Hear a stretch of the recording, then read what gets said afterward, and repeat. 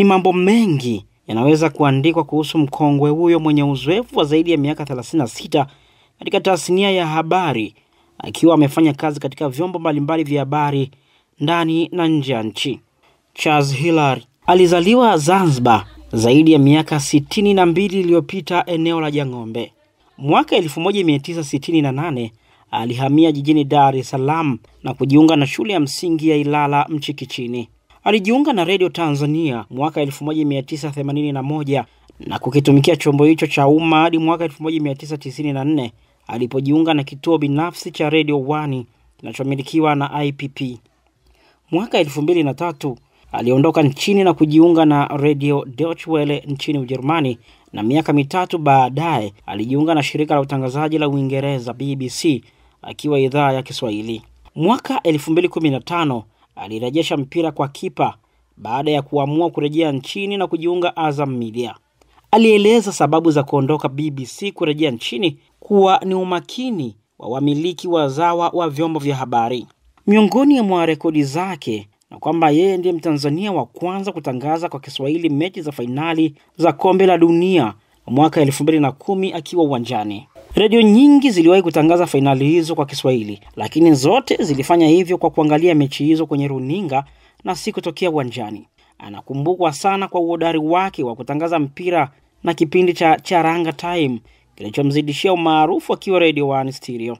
Pamoja na mambo mengine yaliyowahi kumsibu, aliwahi kunusurika kuuawa kwa risasi mwaka 1964, siku moja baada ya mapinduzi ya Zanzibar yaliyouondoa utawala wa sultani na kuiweka serikali ya watu wa Zanzibar.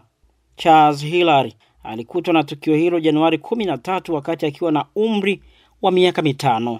Itakumbukwa Disemba 30 mwaka wa 2021, Rais wa Zanzibar na mwenyekiti wa Baraza la Mapinduzi Dr. Hussein Mwinyi alimteua Charles Hilary kuwa mkurugenzi wa idara ya mawasiliano Ikulu. Mwaka 2023 aliteuliwa kuwa msemaji mkuu wa serikali Zanzibar.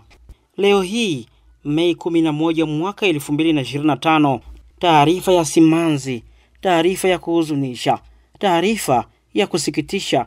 Zanzibar imepata pigo kubwa kufuatia kifo cha msemaji mkuu wa serikali Charles Hilary ambaye amefariki dunia baada ya kuugua kwa muda mfupi.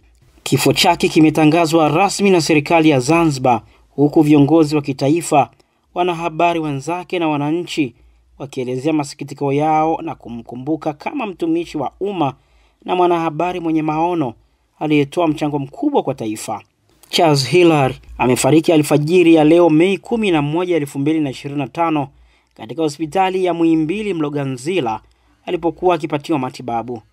Rais wa Jamhuri ya Muungano wa Tanzania Dr. Samia Suluhu Hassan ametoa pole kutokana na kifo hicho, akiandika katika kurasa zake za mitandao ya kijamii: "Nimepokea kwa masikitiko taarifa ya kifo cha Bwana Charles Hilary, mkurugenzi wa idara ya mawasiliano Ikulu Zanzibar, kilichotokea leo Mei 11, 2025.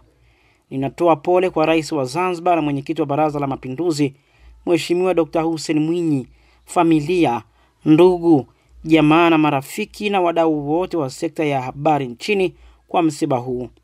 Ndugu Charles Hilary atakumbukwa kwa mchango wake adhimu wa zaidi ya miaka 40 katika kukuza sekta ya habari nchini, tangu akiwa redioni hadi kwenye television, pamoja na unasihi kwa wanahabari wachanga. Na muomba Mwenyezi Mungu aijalie familia yake uvumilivu na subira katika kipindi hiki kigumu, na ailaze roho ya mpendwa wetu mahala pema. Hakika sote ni wa Mwenyezi Mungu na kwake tutarejea.